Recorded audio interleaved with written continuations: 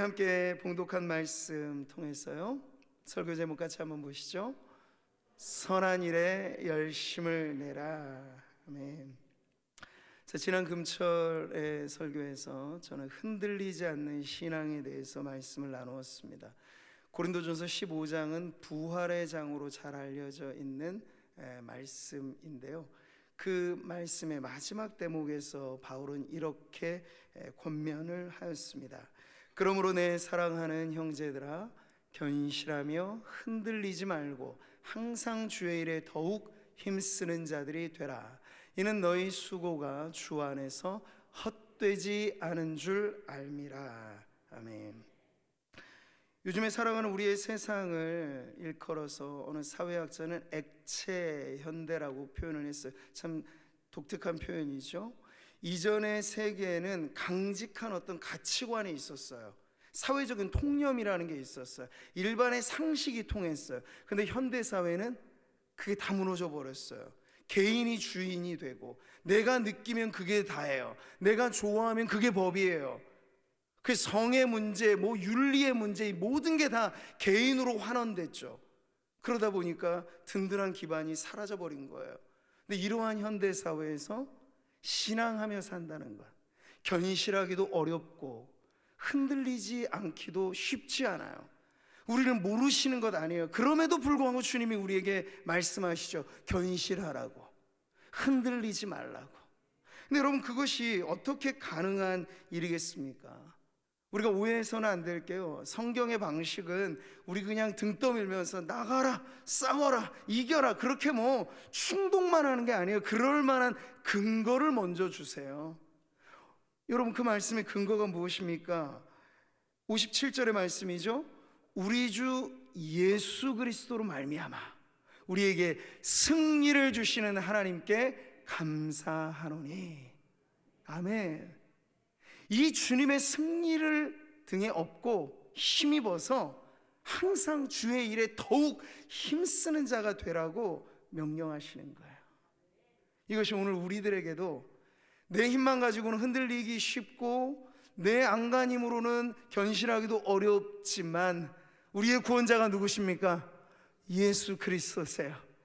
그분은 말씀하시기를 세상에서는 너희가 환난을 당하나 담대하라, 내가 세상을 이기었노라. 아멘. 승리의 주님이 있어요. 그 주님을 힘입어 나아간다면 우리 역시도 견실하고 흔들리지 않는 신앙으로 살아가게 될 줄 믿습니다. 그러면 여러분, 성경이 어떤 약속을 주시는 거죠? 우리가 힘써서 살아가는 일이 쓸모없는 일이 아니고 아주 가치 있고 올바른 일에 힘을 쓰며 살아갈 수 있다고 가르쳐 주신 거예요. 자, 오늘 말씀은 그렇게 예수 그리스도의 승리를 힘입어 제대로 힘쓰며 살아가는 성도의 삶이 과연 무엇인가 하는 것을 이어서 살펴보려고 합니다. 자, 오늘 우리가 읽은 디도서는요, 그 당시 지중해 아주 커다란 섬으로 잘 알려져 있던 그레데라고 하는 섬에 사도 바울이 영적인 자식으로 여겼던 디도를 보냈어요. 그래서 디도로 하여금 그레데 섬 안에 세워진 교회를 목양하도록 그에게 목회 사역을 위임했던 것이죠. 근데 당시 그레데 안에 있었던 교회는 매우 위태로운 상태였어요. 풍기문란하고 이미 영적으로 해이해질 대로 해이해지고, 거짓 교사들이 교회 안에, 오늘날 말하는 이단이죠, 이단의 가르침이 독버섯처럼 바이러스처럼 온 교회를 헤집고 다녀가지고 위태로워진 그런 상태였어요. 그래서 그렇게 영적으로 해이해진 기강을 다시 세우고 성도들의 신앙을 견실하게 세워가라고 디도라고 하는 목회자를 그곳에 보낸 것입니다. 그래서 이 디도서 안에는 목양적인 지침이 풍성해요. 오늘 우리가 읽은 이 본문이 속해 있는 디도서 2장만 하더라도 디도는 이렇게 시작을 합니다. 바울의 권면은 이렇게 시작하죠. 오직 너는 바른 교훈에 합당한 것을 말하며. 이게 디도에게 위임된 가르침의 명령이었어요. 누구에게 그것을 바른 교훈을 말하라는 걸까요? 성도들에게. 그래서 2장의 쭉 내용을 보니까 남녀 성도들, 그리고 젊은이나 나이든이나 모두를 포함한 성도들에게 어떻게 사는 것이 성도다운 삶인지를 가르치는 내용이 여기 나와요. 그리고 나서 이것이 다시 보편화된 기독교의 가르침으로 온 성도들에 대해서 가르쳐지는 말씀이 오늘 우리가 읽은 본문입니다. 11절 말씀을 우리 다시 한번 읽어보죠. 모든 사람에게 구원을 주시는 하나님의 은혜가 나타나. 아멘. 바울하면 그는 은혜의 사도였습니다. 나의 나된 것은 오직 하나님의 은혜라 여겼고, 사나 죽으나 하나님의 은혜의 복음만을 위해서 일평생 살아갔던 그 바울의 전했던 복음의 핵심에는 언제나 구원이라고 하는 것이 인간의 선행, 공로, 노력, 철학, 종교 이런 것으로 인해서 얻을 수 있는 것이 아니고 전적으로 오직 하나님의 은혜로 우리가 구원을 받습니다 하는 은혜의 선물로서의 구원에 대한 가르침이 여기 아주 뚜렷이 나오게 되죠. 자, 그럴 때 이제 바울이 성도들에게 그레데 섬 안에서 주변의 세상과 혼합되어서 성도인 줄도 모르고 교회가 세상과 비스무리하게 세속화되어지는, 꼭 오늘의 현대교회를 닮아 있는 것이죠. 그런 교회를 향하여서 뚜렷한 성도의 삶을 명령하였던 그 가르침의 근거가 바로 이 은혜의 복음, 이 그것에 기초하여 있다는 것을 알 수 있습니다. 자, 그런데 하나님께서 우리에게 전해주시는 이 은혜의 복음은 우리의 삶을 바꾸어 놓는 거예요. 어떻게 바꾸어지겠죠? 은혜의 복음에 물들면 우리의 삶이 은혜롭게 변하게 될 것입니다. 근데 우리의 뿌리가, 믿음의 뿌리가 어디에 뿌리 내리고 있는지가 중요하잖아요. 근데 그것이 은혜의 복음에 뿌리를 내리게 되면 장차 자라고 열매를 맺을 때 그 열매는 무슨 열매일까요? 은혜로운 열매가 맺어지게 될 거예요. 이런 것은 아니죠. 우리가 뿌리는 제대로 은혜의 복음에 내렸는데 우리가 맺는 성품에서나 우리의 삶에서 맺어지는 열매는 전혀 은혜로운 열매가 안 맺혀져요. 그럼 뭔가가 문제가 있는 것입니다. 이건 바울의 지침만이 아니라 우리 예수님께서 이미 가르치신 말씀이 그대로 나오죠. 좋은 나무, 못된 나무 말씀하시면서 좋은 나무는 좋은 열매를, 못된 나무는 못된 열매를 맺는다. 고로 그 열매로 나무를 아느니라. 같이 읽습니다. 시작. 자, 우리의 삶에 주신 말씀으로 믿고 한 번 더 읽습니다. 시작. 자, 내 삶에 어떤 열매가 맺히느냐가 바로 나라는 얘기예요. 네. 뿌리가 틀림없다면 그 뿌리에서 돋아나 그 열매가 예수님의 생명으로 우리가 변화된 나무라면 반드시 열매 또한 주님이 기뻐하시는 열매가 맺어져야 정상이라고 가르쳐주고 있는 것이죠. 구원의 은혜에 뿌리 내린 삶, 하나님이 우리에게 바라시고 기대하시는 열매는 은혜로운 열매, 세상과 구별되어질 만한 성도들의 삶이 바로 여기에 담겨 있다고 가르쳐 주시는 거예요. 자, 오늘 본문에서 바울은 구원의 은혜를 베푸신 하나님이 어떤 기대를 가지고 우리를 양육하시는가를 이어서 말씀합니다. 같이 보시죠. 우리를 양육하시되 경건하지 않은 것과 이 세상 정욕을 다 버리고 신중함과 의로움과 경건함으로 이 세상에 살고. 아멘.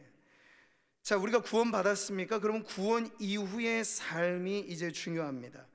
우리가 구원받은 즉시로 천국 가지 않는 이유, 이 땅에 남아있는 이유, 그 남아서 너희대로 멋대로 잘 살다가 죽기 전에 다시 한번 예수님 기억하고 천국 와라, 이건 아닌 거예요. 그러면 우리가 꿈꾸는 천국은 이 세상만도 못할 수 있어요. 근데 전혀 그렇지가 않죠. 삶의 이유와 목표는, 구원받은 이유는 매우 새롭게 달라지게 되는 것이에요. 그게 뭘까요? 그게 바로 하나님께서 우리를, 신자는 신자답게, 성도를 성도답게, 그리스도의 제자를 제자답게 이 땅에 살아가는 날 동안 양육시키고 훈련시키고 교육시키는 목표가 바로 거기에 담겨 있습니다. 예수님께서 공생애를 시작하실 때 혼자 그 일을 시작하지 않으셨죠? 곳곳에 다니면서 제자들을 부르셨어요. 그리고 공들여서 3년의 공생에 가장 예수님께서 공들이신 사역은 제자들을 훈련시키는 사역이었습니다. 왜 그렇죠? 우리는 알아요. 이미 예수님께서 십자가의 복음, 구원, 그 부활의 승리 이후에 승천하실 때가 이르게 되면 이 땅에 남겨져 있는 사람들은 곧 예수님의 분신 같은, 그 예수님의 몸이라고 불려진 교회가 예수님을 이 세상에 나타내야 될 사명을 갖고 있었기 때문에 예수님의 가장 중요한 관심은 바로 예수님의 마치 몸처럼 어느 곳에 가든지 예수님을 드러내는 교회가 되라고 공들여서 그들을 훈련시키신 거예요. 그 교회의 역사가 지금 2000년의 세월을 이어오고 있는 것이죠. 자, 그럴 때 성경이 우리들에게 하나님이 양육하시는 분으로서 양육의 뚜렷한 목표를 갖고 계시다는 걸 오늘 말씀이 보여줘요. 세 가지 단어죠. 그게 뭘까요? 첫 번째, 따라해 봅니다. 신중함, 의로움, 경건함. 네, 주님은 우리가 교회되고 성도 될 때 이러한 성도가 되기를 바라신 거예요. 신중한 성도, 의로운 성도, 경건한 성도. 네. 근데 그 교회를 생각하면 참 세상과 다르게, 세상 얼마나 무질서합니까? 축구공 움직이듯이 이리 움직이고 저리 움직이잖아요. 요즘의 세상이 그렇단 말이죠. 근데 교회는 신중해야 돼요. 교회는 이리 움직이고 저리 움직이기가 아니고 표대 대신 그리스도를 향하여 나아가야 되는 줄 믿습니다. 그게 신중한 교회예요. 그리고 교회는 의로워야 돼요. 세상이 불의가 판치고 뭐 그 정도면 됐지, 뭐 우리한테는 다 눈 감아줄 만한 이야기야 라고 말해도 교회는 거기에 동요됨이 없이 의로워야 해요. 불경건이 만연한 이 세상의 문화가 얼마나 퇴폐 향락이 이제 일반 다반사가 됐습니까? 20년 30년 전만 해도 끔찍하게 생각하던 흉악 범죄들이 지금은 너무 자주 터져서 우리가 이 불감증이 생기게 돼요. 더 이상 거기에 대해서 문제의식조차 못 느낄 정도로, 옛날 소돔과 고모라가 끔찍한 도시의 원형이었다면 지금 모든 세속 도시는 소돔과 고모라 그 이상의 더러운 죄들이 온 도시에 도배가 되어 있습니다. 그럴 때 그 속에 뿌리내린 교회가 세상을 닮아가면 안 되고 오히려 세상 속에 자리를 잡지만 세상과는 같지 않고 세상을 변화시키는 사명을 감당하려면 그 교회는 거룩한 교회가 되어야 합니다. 자, 13절의 말씀을 같이 보시죠. 복스러운 소망과 우리의 크신 하나님 구주 예수 그리스도의 영광이 나타나심을 기다리게 하셨으니. 아멘. 양육의 목표, 또 하나 뚜렷한 목표는 우리가 너무 작은 일에만 연연하고 우리 인생에만 관심을 가진 채 커다란 인류 역사의 목표를 모르고 살아가는 사람이 되지 않도록 주님은 우리로 하여금 소망의 사람, 인내의 사람이 되도록 우리를 훈련시키시기를 원하신다는 거예요. 마지막 완성, 모든 인류의 역사가 향하는 마지막 완성의 자리가 어딥니까? 우리 주님 다시 오셔서 새하늘과 새 땅이 개막되어서 모든 하나님의 백성이 이제 영원 무궁토록 더 이상 이 땅의 한계, 죄의 한계, 육체의 한계 메어서 희미하게 예전에 그 고대 시대에 바라봤던 청동 거울처럼 뚜렷하게 보이지 않는 그러한 의식 속에 하나님을 알아가는 것이 아니라 얼굴과 얼굴을 맞대어 보듯이 뚜렷이 우리 하나님을 영원히 이 즐거워하며 사랑하며 주님을 섬김이 우리의 영원한 기쁨이 되는 바로 그 나라가 이제 완성되어지는 자리를 향하여 우리가 나아갈 때 기다리라고, 인내하라고, 조바심 내지 말라고, 우리 주님 오시기까지 참고 기다리라고 바로 양육의 목표를 우리에게 제시해 주신 것입니다. 여기서 이제 우리는 하나님이 바라시는 교회의 모습, 하나님의 성도들이 과연 어떠한 사람인가라고 하는 분명한 정체성을 보게 되는 것이죠. 그런데 말이에요, 코로나 시기 이전이나 코로나 와중이나 코로나 이후를 지나가는 이 끝물에도 안타까운 것은 세상의 교회를 바라보는 인식의 차이가 크게 변하지 않았다는 데 있습니다. 한국 리서치, 이게 작년 통계이네요. 근데 이 작년 통계가 거의 올해 초까지 유지가 되는 건데, 세상이 교회를 바라볼 때 이러한 종합적인 평가가 나와요. 개신교인들, 그들은 자기 자신에 대한 호감을 갖고 있긴 하겠지만 오히려 타 종교인 무종교인들에게는 개신교인들이 매우 부정적인 이미지를 갖고 있다는 게 세상적인 통념으로 고착화되어지고 있습니다. 물론 세상이 우리를 어찌 보든지 우리만 당당하면 사실은 상관없잖아요. 근데 우리가 당당하냐고 스스로 묻는다면, 신중한가, 의로운가, 경건한가, 우리 안에 영원한 소망이 있는가, 인내가 있는가, 이러한 주님이 우리에게 바라시는 열매의 기준으로 우리 자신을 바라본다면 당당하지 못한 것이 오늘의 현실입니다. 자, 그러니 우리는 세상 사람들조차도 교회는 좀 이래야 되지 않을까라고 하는 그들의 기대치만도 못하게 낮아져 있는 우리의 모습이 다시 변화되어야 할 필요를 절감하고 있는 것이죠. 예컨대 그래요, 여러분이 직장 생활을 하면서 상사를 만나고 직국계 신입사원들 테스트하듯이 회식 자리 불러다가 부어라 마셔라 하면서 술을 주고 그러잖아요. 야, 뭐 마시면 어때? 사회생활 하려면 적당히 건빠이 할 줄도 알아야 되고. 일본 선교 갔다 왔어요. 건빠이란 말이 나왔네요. 적당히 눈 감고 해야 사회생활 제대로 하는 거지. 그리고 나중에 귓속말로 말합니다. 나도 아무개 교회 집사야. 그 술 마시는 부장님이 한다는 말이, 신입사원 된 청년을 불러다가. 이러한 입문하는 과정에서부터 이런 문화가 팽배해져 있어요. 그런데 여러분, 때로는 조롱하듯이, 때로는 비꼬듯이 말하지만 전혀 교회를 모르고 신앙생활 안 하는 세상 사람들조차도 야, 교회 다니면 좀 달라야 되지 않아? 라고 하는 의식이 있어요. 왜 없겠습니까? 네. 우리가 뭐 그렇잖아요. 저기 불교에 이렇게 나름 뜻을 갖고 살아가는 어떤 사람이 있고, 머리도 팍팍 이렇게 정갈하게 미신, 그리고 이 도포자락 입고 다니시는 분이 무슨 고기를 즐겨 드신다. 그럼 매우 실망하잖아요. 우리가 내가 비록 불교는 아니더라도 적어도 저 불교에 심취한 사람은 살생유택이라고 하고 생명을 소중하게 여기고 이 육식은 즐겨하지 않는 걸로 알고 있는데, 저 스라고 불리는 저분이 어떻게 고기를 깔고 드시나 매우 실망스럽게 여긴단 말이에요. 종교의 유무에 상관없이. 그러니까 기독교라고 하면, 기독교인다움은 우리가 스스로 규정하지 않아도 세상이 보는 관점이 있다는 얘기입니다. 근데 여러분, 그런 세상에 살면서 야, 뭐 술 마시는 게 이게 뭐 구원의 문제야? 뭐 담배 피는 거 어디 성경에 나오기나 했어? 이렇게 말하면서 오히려 술 마시는 것을 멋스럽게 얘기고, 난 예수님 믿어. 그러나 적당히 뭐 이렇게 샴페인 정도 마실 수 있는 것, 이거 문화생활 아니야?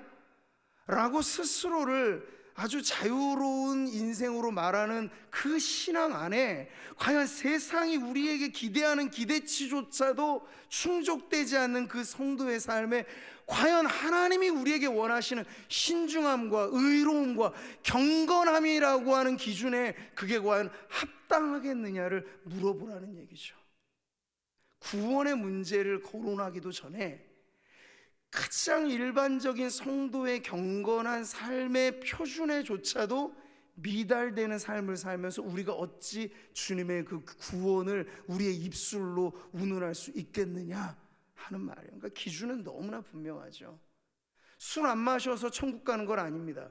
그러나 천국 백성이라면 술 마시는 문제에 있어서는 이미 정리가 되어 있어야 한다는 거예요. 아직까지도 이 문제가 왔다 갔다 오락가락 하시는 분들은 오늘 기도하시라고 제가 도전을 하는 거예요. 기도하셔야 돼요. 네. 세상도 우리를 그런 기준으로 본다고요. 하물며 주님이 우리에게 어떤 기준을 가지고 세상을 살아가라고 말씀하시겠습니까? 세상에선 적당히 세상인이 되라. 세상과 적당히 뒤섞여서 살아라. 그게 네가 출세하는 방법이고 네가 세상에서 편안히 사는 방법이야. 성경 어디를 읽어봐도 우리 주님이 우리에게 그런 말씀을 하신 적이 없거니와 그런 말씀을 우리에게 하시리라고도 우리는 기대할 수가 없어요. 아무리 성경이 2000년 전에 기록된 말씀이고 우리와 문화가 다르다고 우리가 이야기를 한다 하더라도 지금 살아가는 우리의 문화 속에서도 이 기준은 변함없잖아요. 경건하게 살아라, 의롭게 살아라, 신중하게 살아라. 성도다운 삶은 무언가 세상과 결이 다른 인생이다. 이러한 기준에서 우리가 맞추어 간다면 하나님의 백성으로서의 우리의 삶이 어떠한 수준으로 목표점을 정해야 하는지는 너무나 분명한 거예요. 물론 성도들이 구원 이후에 살아가는 삶이 다 똑같지는 않아요. 성화의 1단계부터 말을 한다면 1단계부터 얼마나 많은 그 층위가 있겠습니까? 가장 밑바닥에서부터 이제 갓 구원받은 성도가 이전의 모습을 버리고 옛사람을 지워버리고 세상과 섞여 살았던 그 모든 문화에서조차 변화되어지는 삶을 살아가는 것이 앞으로 우리의 구원 이후의 삶일 것인데, 다만 우리에게 그 부분에 있어서 일찌감치 타협하고 일찌감치 세상과 섞여 사는 것이 마치 성도들의 정체인 양 말을 한다면 그건 아니 될 말씀이라 하는 것을 오늘 주님은 이 디도서의 말씀을 통해서 분명히 우리들에게 전해주고 계신 것입니다. 자, 은혜로 구원받은 성도들, 그 성도들이 모인 공동체인 교회를 오늘 성경은 어떠한 이름으로 가르쳐주고 있습니까? 따라해 보겠습니다. 하나님의 친백성. 교회는 무엇입니까? 답을 해보세요. 하나님의 친백성입니다. 하나님의 백성이니 하나님을 닮아야겠고 하나님의 나라에 귀속되어 살아가니 그 나라의 법을 따라 살아가야 마땅한 것이죠. 근데 그 나라의 법이 어떤 법이라고요? 경건을 가장 귀한 미덕으로 삼아요. 이 세상의 정욕을 버리고 살라고 우리에게 말씀을 합니다. 그러니 그 나라의 친백성답게 살아가는 우리의 정체성을 가지고 살아갈 때 여러분, 우리가 어느 것에 열심을 내어야 하느냐에 대한 분명한 기준이 서게 되는 것이죠. 베드로후서의 말씀을 같이 봅니다. 시작. 너희가 정욕 때문에 세상에서 썩어질 것을 피하여 신성한 성품에 참여하는 자가 되게 하려 하셨느니라. 아멘. 이것이 구원의 목적입니다. 단순히 구원받음은 천국행 티켓이 아니란 얘기가 너무 분명하잖아요. 구원 이후에 우리의 성품을 바꾸시겠다는 거예요. 어떤 성품으로? 하나님의 성품으로. 구원 이후에 우리의 삶을 바꾸시겠다는 거예요. 어떤 삶으로? 예수 그리스도를 닮은 삶으로 말이죠. 자, 요한 1서도 말씀합니다. 이 세상도 그 정욕도 지나가되 오직 하나님의 뜻을 행하는 자는 영원히 거하느니라. 아멘. 예수님도 산상수훈의 결미에서 뭐라고 말씀하셨습니까? 나더러 주여 주여 하는 자마다 천국에 들어가지 못한다. 그럼 누가 천국에 들어갑니까? 내 아버지의 뜻대로 행하는 자라야. 그가 구원의 은혜 받은 성도이고 구원의 은혜에 걸맞은 은혜로운 열매를 맺는 성도일 것이다 라고 말씀을 하고 있는 거예요. 자, 그러니 우리의 기쁨은 찰나적인 이 세상의 기쁨 아닌 영원한 천국의 기쁨과 즐거움에 동참해야 되는 줄 믿습니다. 그래서 오늘 결론은 뚜렷하죠. 이렇게 하나님의 친백성 되어 은혜의 복음으로 구원받은 성도답게 살아갈 때 우리가 힘써야 될 일은 너무나 분명합니다. 그것이 바로 오늘 14절의 말씀이죠. 한번 큰 목소리로 읽겠습니다. 시작.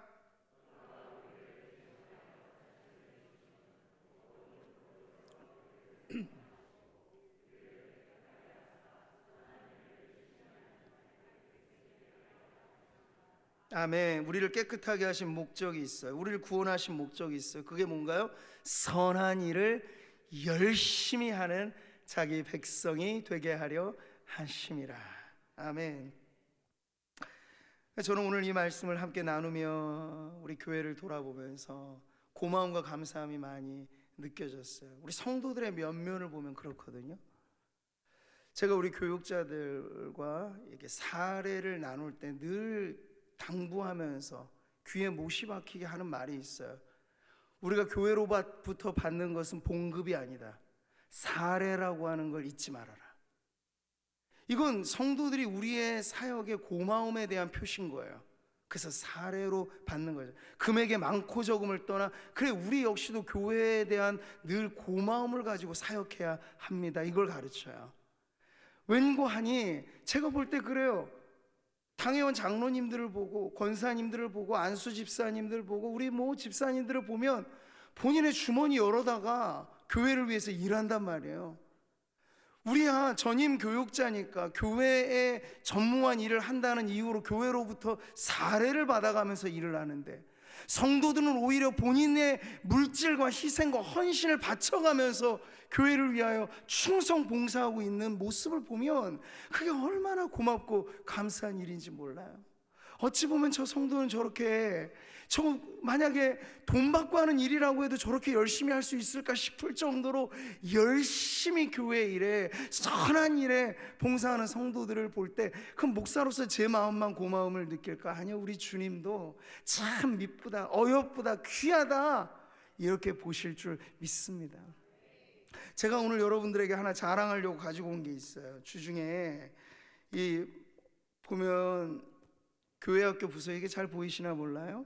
유아부에서 교사 핸드북을 자체적으로 만들어서 저한테, 여기 보니까 교회학교 교장 조준환 담임 목사님에서 저도 교회학교의 일원이다 하는 걸 가르쳐 주면서 이걸 만들어 줬어요. 그래서 이거 뭔가 하고 이제 딱 보니까 첫 페이지부터 기도문 시작해서 유아부를 위한 전체 기도문 나오고요, 상반기에 대한 이 계획사항이 나오고요, 그리고 유아부가 어떻게 구성되어졌는지 그 조직과 그리고 교사들의 연락처, 생일부터 시작해서 그 다음에는 교사들 얼굴과 기도 제목이 빼곡하게 나와 있어요. 근데 교사들만 그런가 했더니 반의 아이들의 예쁜 얼굴을 담아서 선생님들이 이 아이를 위한 기도 제목까지, 그래서 새가족 부서까지 10개 반으로 구성되어져 있는 유아부의 핸드북이 저한테 딱 주어질 때 마음에 감동이 일어나게 되는 거예요. 야, 이거 누가 시켜서 한 일 아닐 텐데, 이거 누가 시켜서 한 일 아니에요 진짜. 그냥 알아서 자발적으로 한 거예요. 그 마음의 동기가 뭘까요? 어떻게 하면 2023년 우리 이 유아부, 이 안에 있는 아이들을 지극한 정성으로 우리 예수님의 어린 양들로 우리가 잘 섬길까 하는 마음이 있으니까 이런 게 나오는 거예요. 이런 선한 열심. 여러분, 교회 일을 한다는 것은 누가 시켜서 하는 일 아니잖아요. 우리 주님의 몸이고 우리 하나님의 나라의 백성이기 때문에 우리는 기도의 섬김부터 시작해서 교회의 크고 작은 모든 일들의 섬김을 그 선한 일에 자발적인 열심을 가지고 일하고 있는 줄 믿습니다. 요즘 여러분 교회에 오고 가시면서 자잘한 변화들이 막 보이지 않으세요? 우리 장로님들은 보면요, 어느 보직을 맡겨주시든지 그 보직에 자기 몸을 들여서 헌신을 하는 분들이에요, 대부분 다. 그러니까 제가 보면 교회에도 작은 것 하나 공사해도 공사의 자재보다 더 많이 들어가는 게 사실 인건비라고요. 근데 그 인건비 부분을 우리 장로님들이 다 몸으로 때우시는 거예요. 그러면서 어떻게 해서든지 교회 재정 아끼려고 하면서 몸을 바쳐서 막 섬기시는 그 모습이 얼마나 감동이 되는지 몰라요. 근데 이게 한두 분의 이야기가 아니고 우리 교회를 사랑하는 모든 성도들이 목장이란 목장에서, 교회 학교면 교회 학교에서, 전도회는 전도회에서, 요즘 전도회 보세요, 막 자발적으로 열이 막 나가지고 으쌰으쌰 하면서 모이기를 힘쓰는 이런 모습들을 보면 우리 주님이 얼마나 기뻐하실까 하는 그런 마음이 드는 거예요. 할렐루야. 여러분, 오늘 말씀에 선한 일에는 제한사항이 없습니다. 어떤 몇몇 가지로 콕 집어서 이게 선한 일이라고 하는 제한사항이 없어요. 우리 주님의 마음을 품고 이게 주님이 원하시는 일이지라고 하는 그 모든 일이 선한 일이 될 것입니다. 그게 교회 일만 아니에요. 선한 사마리아인의 비유를 여러분 보세요. 강도 만난 이웃에게 너희가 선한 이웃이 되라는 게 주님의 원하시는 뜻이잖아요. 우리 근래에 들어서 터키라고 하는 나라, 작년도 이름이 바뀌어서 여러분 저도 막 낯설어요. 튀르키예라는 이름이 낯설어요. 근데 터키라는 이름이 영어식으로는 이 칠면조라는 뜻이 있어가지고 바꾸겠다고 해서 작년 중반 이후로부터 국가명이 튀르키예로 바뀌었어요.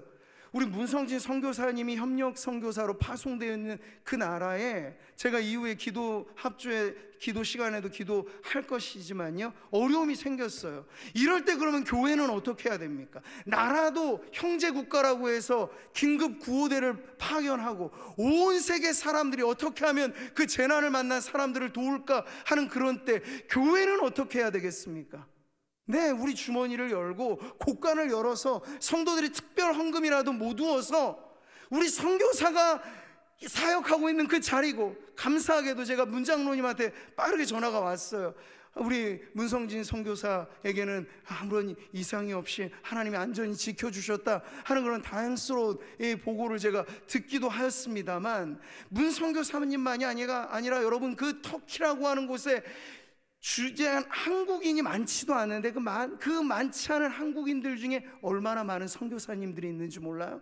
그분들에게 정말 강도 만난 사건과 같은 크나큰 재난이 찾아왔을 때, 이거 우리 1년에 계획한 일이 아니니까 우리와 상관없어요? 아니요, 그러면 안 되고 특별한 일에 특별한 헌신을 요구하시면 우리가 기도하부터 시작하고 우리가 할 수 있는 최선을 다하여 섬기는, 그것이 주님이 원하시는 선한 일인 줄 믿습니다. 교회는 세상이 구호에 앞장서면 그 앞장서는 것보다 더 앞장서서 강도 만난 어려운 이웃들을 도와주어야 할 선한 일의 사명이 우리들에게 있는 줄 믿습니다. 오늘 그 마음들을 가지시고 작은 일에서부터 이렇게 정성을 가지고 선한 일에 힘쓰는 우리 모든 성도님들의 이 섬김이 올 한 해 여러분에게 맡겨주신 모든 일들에서 꽃피고 열매 맺어지기를 축복합니다. 이것이 우리를 그 자리에 세우신 하나님의 뜻인 줄 믿고 구별된 성도답게 변화된 삶을 살아가면서 쓸모없는 일에 에너지를 낭비하며 지나고 나면 내가 왜 그렇게 살았지 후회하는 인생이 아니라 의미 있고 가치 있는 일에, 주님 앞에 가면 작은 것 하나도, 심지어 물 한 모금의 섬김에도 주님은 상을 주신다고 말씀을 하셨으니 우리의 이 선한 일에 주실 하나님의 영광의 면류관을 기대하면서 열심을 내되 선한 일에 열심을 내어 살아가는 우리 모든 성도님들 되시기를 주님의 이름으로 축복합니다.